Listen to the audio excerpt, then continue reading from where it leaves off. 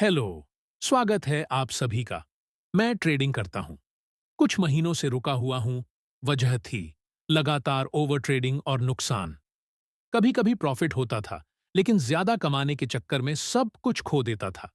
एक वक्त ऐसा आया जब लगा शायद मार्केट ही गलत है, लेकिन धीरे धीरे समझ आया गलती मार्केट में नहीं, मेरी सोच में थी। यही सोचकर फैसला लिया, चलो फिर से जीरो से शुरू करते हैं।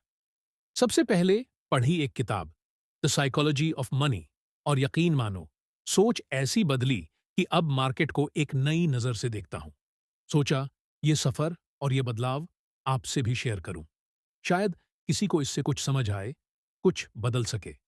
आज मैं इस किताब के 6 ऐसे पॉइंट्स शेयर कर रहा हूं जो शायद आपको भी सोचने पर मजबूर कर दें।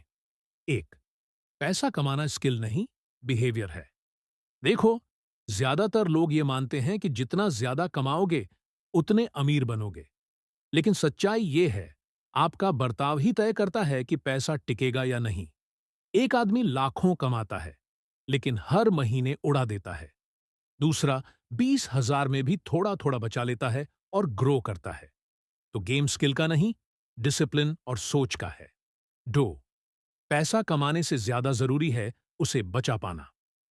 मार्केट से प्रॉफिट लेना आसान है, लेकिन उस पैसे को टिकाए रखना, ये आर्ट बहुत कम लोगों को आता है। और यही फर्क लाता है अमीर और बाकी लोगों में।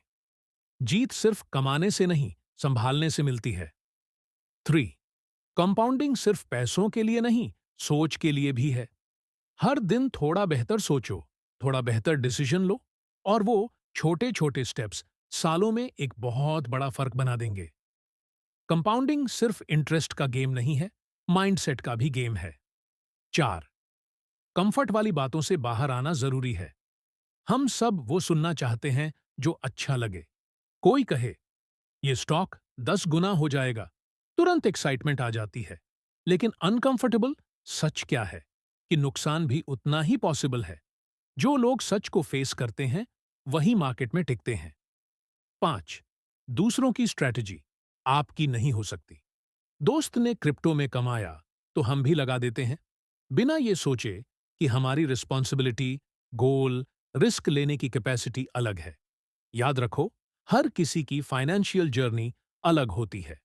दूसरों की नकल करोगे तो खुद का नुकसान तय है। छह, सबसे बड़ा रिस्क है रिस्क को इग्नोर करना। कोई काम कर ही नहीं रहे, सिर्फ इस डर से कि कहीं नुकसान न हो जाए।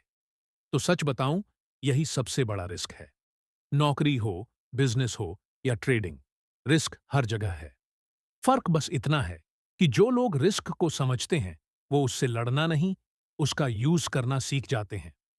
ये कुछ बातें हैं जो मेरी सोच को बदल रही हैं।